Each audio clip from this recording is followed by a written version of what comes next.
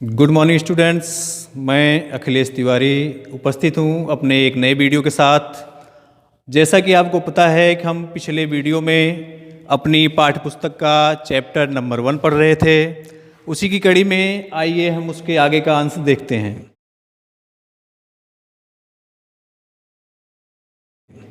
तो चैप्टर 1 हमारा था सूरदास के पद। सूरदास के पद पढ़ने से पहले हमको थोड़ा रिवाइज करना है सूरदास के विषय में। सूरदास कौन थे, उनका जन्म कहाँ हुआ था और उनके विषय में हम जानेंगे, जिसको हम जीवनी कहते हैं। कहने का मतलब है कि सूरदास की जीवनी के विषय में हम यहाँ पे पढ़ेंगे। सूरदास जी का जन्म 1478 ईस्वी में माना जाता है। कह रहे हैं एकदम सटीक हमको नहीं पता है, लेकिन ऐसा माना जाता है कि सूरदास जी का जन्म 1478 ईस्वी में हुआ था। और बच्चों, इनके जन्म के विषय में दो मान्यताएं हैं। एक मान्यता है कि इनका जन्म मथुरा के निकट रुनकता या रेणुका क्षेत्र में हुआ था, और जबकि दूसरी मान्यता है कि इनका जन्म दिल्ली के पास एक स्थान है सीही, वहाँ पे हुआ था। तो हमको इनकी दोनों मान्यताओं को पढ़ना है, ठीक है। पहली मान्यता कि इनका जन्म रुनकता के पास हुआ था, दूसरी मान्यता इनका जन्म दिल्ली में सीही के पास हुआ था। ये हम पिछले वीडियो में पढ़े थे। और अगली इम्पॉर्टेंट चीज़ थी इसमें कि इनकी मृत्यु कब हुई थी। इनकी मृत्यु जो है 1583 ईस्वी में हुई थी। और एक क्वेश्चन और बनता था कि इनके गुरु कौन थे। तो इनके गुरु थे महाप्रभु वल्लभाचार्य जी। इनके गुरु कौन थे? महाप्रभु वल्लभाचार्य जी। और इनके ग्रंथ जो इन्होंने अपनी रचनाएं की हैं, कविताओं को लिखा है, उसका संग्रह कहाँ किया गया है, या इनके कौन कौन से ग्रंथ बहुत फेमस हुए हैं, तो उनके विषय में हमको जानना है। यह भी इम्पॉर्टेंट है। तो इनके 3 ग्रंथ मिलते हैं। इनके कितने ग्रंथ मिलते हैं? 3 ग्रंथ मिलते हैं। एक पहला है सूरसागर, दूसरा है साहित्य लहरी, और तीसरा है सूरसारावली। सूरसागर, साहित्य लहरी और सूरसारावली। तो यह पाठ जो हमारा है, यह सूरसागर के अंतर्गत इनकी रचना है भ्रमर गीत। सूरसागर के अंतर्गत भ्रमर गीत है। भ्रमर गीत की रचना से यह पाठ का अंश जो है लिया गया है। तो पिछले वीडियो में हमने इस पाठ का पहला पद पढ़ा था। अब आइए हम अगला पद पढ़ते हैं, दूसरा पद पढ़ते हैं। तो दूसरा पद आप लोग अपनी अपनी बुक खोल लीजिए। दूसरा पद हमारा है, मन की मन ही माझ रही, कहिए जाए कौन पे उधो, नाही परत कही। अवधि आधार आस आवन की, तन मन बिथा सही। अब इन जोग संदेशन सुन सुन, बिरहिन बिरह दही।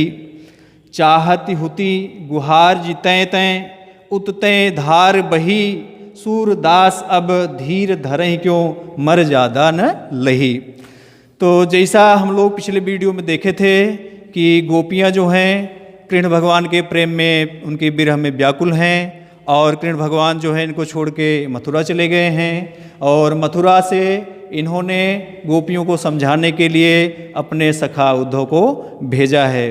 तो उद्धव आते हैं और गोपियों को समझाते हैं। उद्धव समझा रहे हैं गोपियों को, लेकिन गोपियाँ जो हैं कृष्ण भगवान के प्रेम में व्याकुल हैं। उद्धव के समझाने का उन पर असर नहीं पड़ रहा है। वे उद्धव से कह रही हैं, मन की मन ही माझ रही। के उद्धव, यदि कृष्ण भगवान आए होते, वे मथुरा से यहाँ आए होते, तो हम लोग उनसे अपने मन की बात व्यक्त करती, अपने मन की बात कहती। लेकिन वे तो यहाँ आए नहीं, आपको भेज दिए हैं ज्ञान का पाठ पढ़ाने के लिए, योग का पाठ पढ़ाने के लिए हमको। कहिए जाए कौन पे उधो, नाही परत कही। अब हम किससे जाकर अपने दिल की बात किससे जाकर कहें, यह हमारे समझ में नहीं आ रहा है। अगर कृष्ण स्वयं यहाँ पे आए होते तो उनसे हम अपने दिल की बात कह सकते, लेकिन अब हम अपने दिल में अपनी विरह व्यथा किससे जाकर कहें, कुछ हमारे समझ में नहीं आ रहा है। अगली लाइन है, अवधि आधार आस आवन की, तन मन बिथा सही। कह रहे हैं कि हमारे मन में यह विश्वास था कि कृष्ण आएंगे मथुरा से वापस हमसे मिलने, हम उनके प्रेम में पागल हैं और वे इस कारण हमसे मिलने ज़रूर आएंगे, लेकिन वे आए नहीं और उनका आना, वे आएंगे, यही हमारे जीवन का आधार था। ठीक है, इसीलिए हम जी रहे थे कि एक न एक दिन कृष्ण हमारी सुध लेने जरूर आएंगे, लेकिन वे आए नहीं। और इसी आस में कि वे आएंगे, हमने अपने तन और मन की जितनी व्यथा है, जितने कष्ट हैं, सबको सहन किया कि चलो अभी कष्ट सह लेंगे, बाद में हमारे भी सुख के दिन आएंगे जब कृष्ण भगवान से हमारी मुलाकात होगी। अब इन जोग संदेशन सुन सुन बिरहिन बिरह दही, लेकिन वे खुद न आकर के उद्धव आपके द्वारा यह योग के संदेश, योग के ज्ञान, योग की बातें जो हमको भेजे हैं, यह हमारे विरह में घी का काम कर रही है। हमारे विरह की अग्नि जो है उसको और भड़का रही है। यदि वे स्वयं आए होते तो हमारा विरह दूर हो गया होता, हमारा विरह कम हो गया होता, लेकिन वो खुद ना आकर के आपके द्वारा जो यह ज्ञान का या योग का संदेश भेजे हमको समझाने के लिए, यह हमारी विरह में, हमारे दुख में, हमारे दुख की अग्नि में घी का काम कर रहा है। चाहत हुती गुहार जिते ते उतते धार बही, चाहत हुती, हुती मतलब थी, गुहार जिते ते, हम लोग जहाँ से उनकी गुहार करती थी, जहाँ से उनको बुलाती थी अपनी रक्षा करने के लिए, हम विरह में व्याकुल हैं, आइए प्रभु आइए, हमारे आराध्य, हमारी रक्षा कीजिए। अब वहीं से धार बह रही, जिस दिल से हम उनकी गुहार करती थी, उनको बुलाना चाहती थी, अब वही दिल हमारा रो रहा है, उसी दिल से धार बह रही है। अब हमको यह ज्ञान की बातें समझ में नहीं आ रही हैं। सूरदास अब धीर धरें क्यों मर ज्यादा न लही। सूरदास जी कहते हैं कि गोपियाँ कह रही हैं कि अब हम कैसे धीरज धरें, हम धैर्य को कैसे धारण करें। अभी तक तो धैर्य यह था कि कृष्ण भगवान आएंगे, हमारे प्यार को, हमारे प्रेम को स्वीकार करेंगे, हमसे मिलेंगे, लेकिन अब वे स्वयं न आकर के उद्धव के माध्यम से, अपने सखा के माध्यम से हमको जो ज्ञान का योग भेजे हैं, अब हम इसके माध्यम से कैसे धीरज धारण करें। और दूसरी बात, मर ज्यादा न लही, और कृष्ण ने हमारे प्रेम की मर्यादा को कबूल नहीं किया। बच्चों, प्रेम की मर्यादा क्या होती है? प्रेम जिसको किया जाता है उससे प्रेम हमको वापस मिलता है। प्रेम जो होता है, प्रेम का लेना और देना, प्रेम दिया जाता है, प्रेम लिया जाता है। लेकिन गोपियाँ उनको प्रेम दे रही हैं और सामने से उनसे प्रेम नहीं मिल पा रहा है, इसीलिए कहती हैं कि कृष्ण भगवान ने हमारी प्रेम की, हमारे प्यार की मर्यादा को नहीं समझा। ठीक है बच्चों, ये था दूसरा पद। आइए हम अगले पद में चलते हैं और दूसरा पद आप पढ़िए, समझिए। जो न समझ में आए हमको कमेंट करिए, हम आपको वो चीज़ें दोबारा बताएंगे। अब तीसरा पद है, हमारे हरिहारिल की लकड़ी, मन क्रम वचन नंद नंदन उर, यह दृढ़ करी पकरी, जागत सोवत स्वप्न दिवस निसी, कान्ह कान्ह जकरी, सुनत जोग लागत हैं ऐसो, ज्यों करुई ककरी, सूतो व्याधि हम कौले आए, देखी सुनी न करी, यह तो सूर तिनहि लय सौंपो, जिनके मन चकरी। अब क्या कह रही हैं गोपियाँ आगे? पिछले पद में कहा उन्होंने कि हमारे लिए कृष्ण का प्यार जो है कुछ नहीं है, कृष्ण अपने प्यार की मर्यादा भूल गए हैं, तमाम चीज़ें, तमाम उल्हाना उद्धव से दे रही हैं।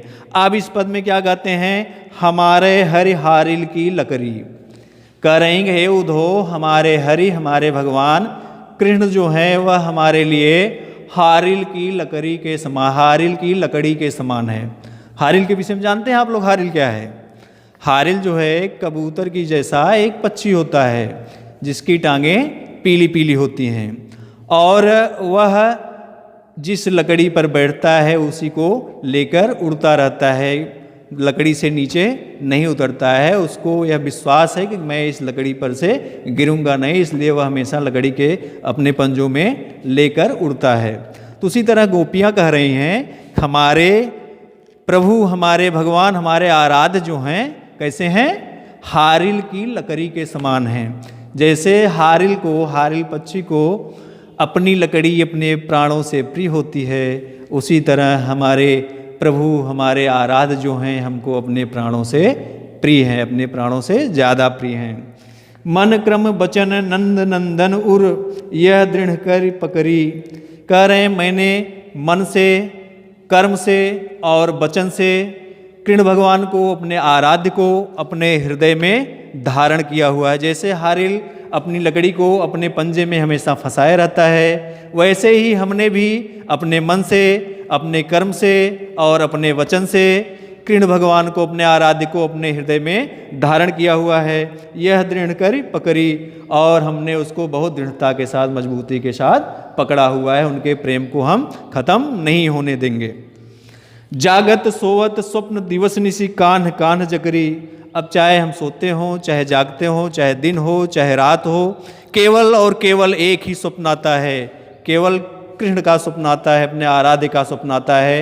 और हम सोते जागते दिन रात उन्हीं का नाम ले लेके परेशान रहते, उन्हीं के नाम लेके व्याकुल रहती हैं। सुनत जोग लागत है ऐसों जो करुई ककरी। ए उधो, यह आप जो कृष्ण का योग संदेश लेके आए हैं, इसको सुन के ऐसा लग रहा है कि जैसे आप संदेश न देके हमको कड़वी ककरी खिला रहे हों, कड़वी ककरी खिला रहे हों। सूतो व्याधि हमको ले आए देखी सुनी न करी। सूतो व्याधि हमको ले आए देखी सुनी न करी। ए उधो, यह व्याधि, व्याधि मतलब होता है पीड़ा, व्याधि मतलब पीड़ा। बच्चों, पीड़ा दो तरह की होती है, एक आदि होती है, एक व्याधि होती है। व्याधि मतलब होता है शारीरिक पीड़ा, जो हमारे शरीर में पीड़ा होती है उसको शारीरिक पीड़ा कहते हैं। आदि जो है वो आंतरिक पीड़ा है। कह रहे हैं यह अपना जो संदेश जो लाए हो, हमको सुना रहे हो, यह हमको केवल शारीरिक पीड़ा दे रहा है, इसके अलावा कुछ नहीं है। और इसको हमने न कभी देखा है, न सुना है, न कभी इसका आचरण किया है। यह तो सूर तिनहि तय सौंपो जिनके मन चकरी। गोपियाँ कहती हैं, सूरदास जी कह रहे हैं कि गोपियाँ कह रही हैं कि हे उधो, यह आप जाके उनको सुनाओ जिनका मन चकरी जैसा हमेशा घूमता रहता है, चंचल रहता है। हम तो अपना तन मन सब कुछ कृष्ण भगवान को सौंप चुकी हैं, इसलिए आपका यह संदेश हमारे पल्ले नहीं रहेगा। हमारा दिमाग जो है कृष्ण पे के ऊपर एकाग्र हो चुका है। आप अपना यह संदेश उनको सुनाइए जिनका मन चंचल है, जो हमेशा घूमता रहता है। हमारे लिए आपके संदेश का कोई मतलब नहीं है। चलिए बच्चों, बाकी मिलते हैं अगले वीडियो में।